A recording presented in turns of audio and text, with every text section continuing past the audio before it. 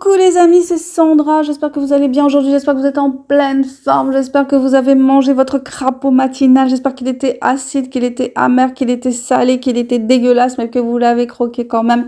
Oui, j'espère que vous avez fait ce truc difficile, ce truc compliqué, ce truc challengeant, ce truc fatigant, ce truc emmerdant, mais qui va vous donner de l'énergie pour tout le reste de la journée, qui va vous faire peut-être fabriquer du muscle, qui va vous booster les neurones avec des bonnes hormones d'énergie, des hormones de bien-être. Voilà, je dis pas que ça fait des miracles, mais ça fait du bien. Et moi, je trouve que c'est important d'avoir une routine matinale. Parce que de toute façon, on a tous une routine, même si on a une routine pourrie qui consiste à appuyer sur le réveil pour couper la sonnerie, et ben ça c'est une routine. Donc autant choisir une routine matinale qui fait que on va être bien le reste de la journée, une routine enfin bien voilà dans la mesure du possible. Et la routine, c'est un peu comme le brossage de dents, on ne se trouve pas d'excuses, il n'y a pas d'excuses, on l'a fait et puis on voit au fil du temps ce que ça nous apporte, dans quel état ça nous met. Et moi, je trouve que c'est super de s'auto-discipliner, de pas attendre que ça vienne de l'extérieur, parce que le truc qui vient de l'extérieur, voilà, la schlag, le fouet, ouais, c'est sûr qu'on va obéir, mais quand l'obligation est interne, quand l'obligation vient de soi-même, c'est tellement plus puissant en fait, c'est tellement plus puissant. On est dans une forme de souveraineté, c'est toi qui décides. C'est toi qui décides de faire un truc. Mais vous sentez toute la différence quand c'est soi-même. Soi-même, on décide de faire un truc et puis on s'y tient. Vous vous rendez compte de la puissance en fait qu'on acquiert quand on fait ça au fur et à mesure. C'est-à-dire qu'on devient de plus en plus, quelque part, de plus en plus maître de soi-même, maître de son destin. Ouais, je sais que ça fait, on dirait des grands mots et tout, mais c'est vrai, c'est vrai. Plus c'est toi qui décides des choses que tu fais ou des choses que tu ne fais pas, dans la mesure du possible, parce qu'évidemment, dans ce monde qui n'est pas que, mais qui est beaucoup contrainte, on t'oblige à faire des trucs que t'as pas forcément envie de faire, mais au bout d'un moment, t'es coincé, donc t'es obligé de le faire. Si tu cultives justement le fait que c'est toi qui décides, tu cultives en fait, tu développes ta souveraineté. Et c'est vrai qu'on n'est pas dans un monde où c'est bien vu de développer sa souveraineté, de dire non à certains trucs. Voilà, tu passes pour un rabat-joie. Moi, je vois par exemple, j'ai beaucoup d'interactions comme ça par rapport au sucre. Donc, ça fait quelque temps que je consomme de moins en moins de sucre, de produits qui ont des sucres ajoutés, du genre un soda célèbre, si vous voyez ce que je veux dire. Et c'est vrai que souvent, quand je suis en réunion familiale, amicale, moi je vais dire, je bois pas ça parce que c'est trop sucré, parce que j'ai un problème aussi avec l'éthique du fabricant.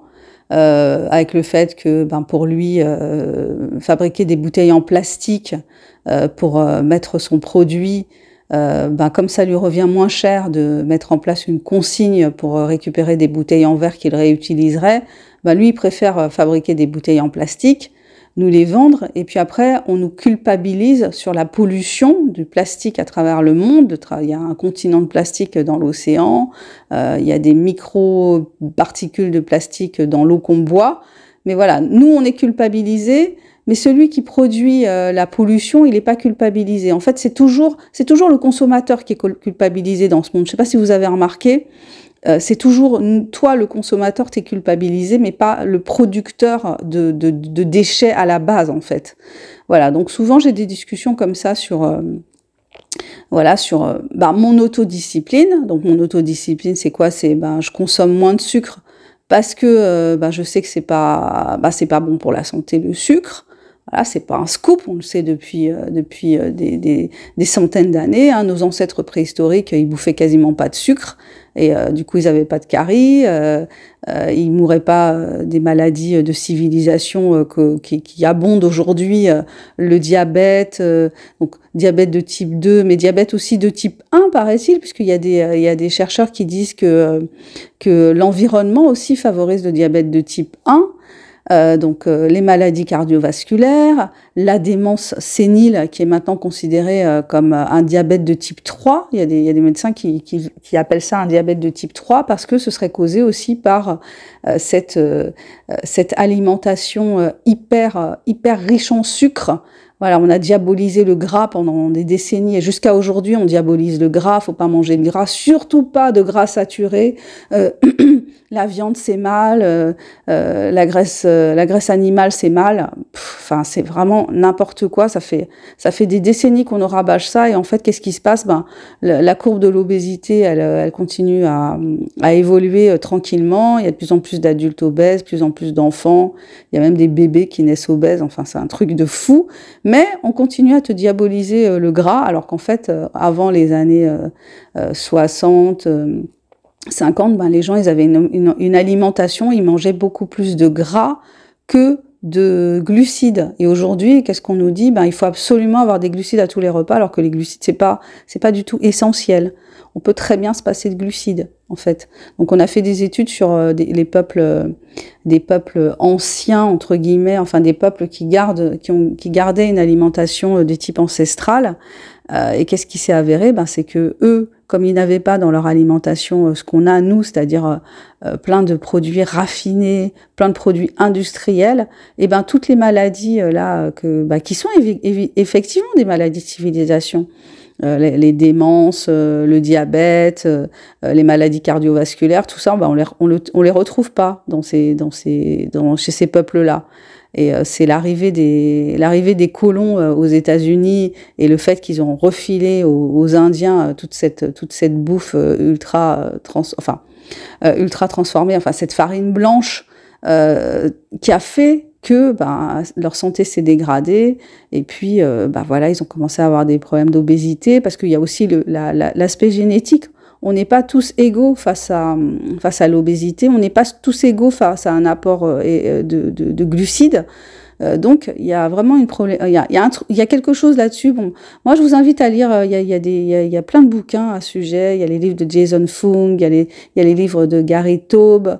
Et puis là, je suis en train de lire un bouquin qui est super intéressant de David Perlmutter, qui s'appelle Ces glucides qui menacent notre cerveau. C'est super intéressant sur justement l'effet de l'alimentation et en particulier l'alimentation sucrée sur notre cerveau. Et le sucre, c'est pas que le sucre blanc, hein, c'est aussi tout ce qui est céréales, parce que par exemple quand on veut faire engraisser une oie ou engraisser un canard, qu'est-ce qu'on lui donne?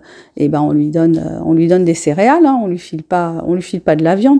Moi ça me fait rigoler quand les gens ils disent oui, c'est le gras qui fait grossir, mais qui est-ce que vous connaissez qui est gros parce qu'il bouffe du gras, en fait? Je connais personne, quoi. Je connais que des gens ils sont gros parce qu'ils bouffent trop de gâteaux, ils bouffent des chips, ok, c'est du mauvais gras, les chips, c'est de la mauvaise huile en général, dans laquelle la pomme de terre est cuite, mais c'est surtout l'amidon de la pomme de terre, qui est hyper glucidique. Bon, voilà, j'avais envie de vous parler de ça aujourd'hui. Ça m'énerve en fait qu'on soit toujours otage de l'industrie d'une façon ou d'une autre. Donc l'industrie agroalimentaire, je me souviens d'un bouquin que j'avais lu, ils sont fous de nous faire avaler ça, et moi j'ai fait une vidéo sur ce livre. Donc c'est un gars qui a travaillé pendant 20 ans dans l'industrie agroalimentaire, et puis au bout de 20 ans il se réveille et il nous raconte les horreurs qu'il faisait pour vendre les produits, avec beaucoup d'humour et d'ironie, mais putain, pendant 20 ans il a fait ça, quoi. Moi c'est ça qui m'énerve dans ce monde, c'est le degré de déresponsabilité ou déresponsabilisation, je sais pas comment il faut dire, des gens en fait, des gens qui participent, qui collaborent au système. Voilà, on collabore. Vous voyez, moi ça m'énervait pendant la crise Covid voilà, tous ces gens qui collaboraient au truc.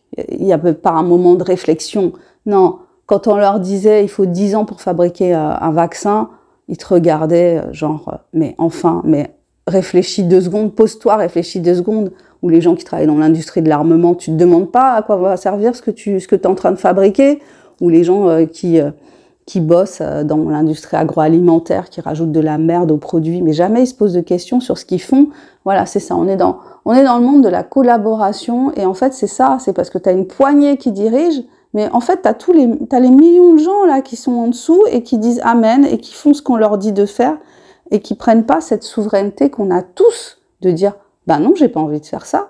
Voilà, stop, non, je fais pas ça parce qu'il y a des conséquences. Ce que je suis en train de poser comme acte, il a des conséquences.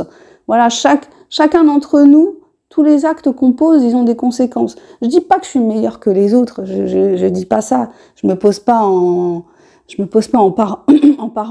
parangon de vertu. Hein. Je suis pas plus vertueuse que les autres, mais c'est vrai qu'il y a des moments, il faut s'interroger sur ce qu'on fait, s'interroger sur les conséquences de ce qu'on fait. Et voilà, bon, bah, c'était un petit coup de gueule du samedi matin. Bon, bah écoutez, en tout cas, je vous souhaite une super journée, non sans quand même me présenter. Je suis Sandra Ganneval, écrivaine indépendante. Sur cette chaîne, je partage avec vous ce que j'ai envie de partager. Je vous invite à découvrir mes écrits, puisque je m'auto-édite depuis 2011. Donc, vous trouverez tous mes livres sur la plateforme Amazon, en version papier et en version numérique. Donc, allez faire un tour. Achetez mes livres. Si vous venez souvent sur cette chaîne et que vous n'avez lu aucun de mes livres, c'est impardonnable. Découvrez mon travail, faites-le découvrir, achetez mes livres, lisez-les, mettez-moi des commentaires, mettez des étoiles pour dire si vous avez aimé un peu, beaucoup, à la folie ou pas du tout. Ça fait grimper dans les algorithmes d'Amazon puisque tout fonctionne par algorithme sur ce type de plateforme. Je vous invite à découvrir des formations que j'ai réalisées. Elles sont toutes sur cette chaîne. Vous les trouverez juste en dessous de la vidéo, les liens vers les formations en auto-édition. Si vous avez un projet d'écriture et que vous cherchez l'inspiration, que vous cherchez la motivation, entre guillemets, parce que la motivation, je pense que la motivation, si on l'attend pour faire les choses, ben on risque de crever, en fait. Hein. Donc, il faut plutôt créer des habitudes et se tenir à ces habitudes coûte que coûte. Et puis, troisième chose, j'entame une carrière dans le domaine du coaching. J'accompagne des personnes qui souffrent de troubles du comportement alimentaire, d'obésité, qui souhaitent perdre ou gagner du poids, qui ont repéré qu'elles avaient un problème avec l'alimentation, le côté addictif de la nourriture, en particulier le sucre. Hein. Et ben, n'hésitez pas, contactez-moi, vous avez mon mail juste en dessous de la vidéo. Je m'arrête là. Je vous souhaite une super journée ou une super soirée en fonction de l'heure à laquelle vous passez par ici. Prenez soin de vous, prenez soin de votre mental, prenez soin de votre corps. Hein. Informez-vous, lisez, regardez votre corps, regardez les effets que la nourriture a sur lui. Est-ce que vous êtes plus fatigué? Est-ce que vous êtes moins fatigué quand vous mangez tel truc? Enfin, observez-vous et puis éveillez votre esprit critique par rapport à tout ce qu'on nous dit, par rapport à tout ce qu'on nous propose, par rapport à tout ce qu'on nous impose. Allez, bye bye, ciao.